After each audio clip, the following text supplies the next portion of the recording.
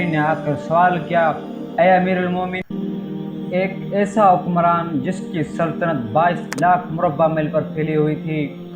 اور اس کی اپنی حالت یہ تھی کہ رات کو بھیس بدل کر مدینہ کی گلیوں میں چکر لگایا کرتا تھا، خلیفہ دوم سیدنا عمر بن خطاب رضی اللہ تعالیٰ عنہ ہیں،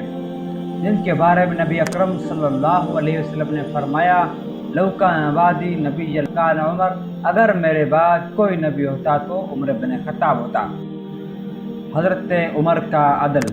ایک مرتبہ حضرت امیر المومنین عمر بن خطاب رضی اللہ تعالیٰ عنہ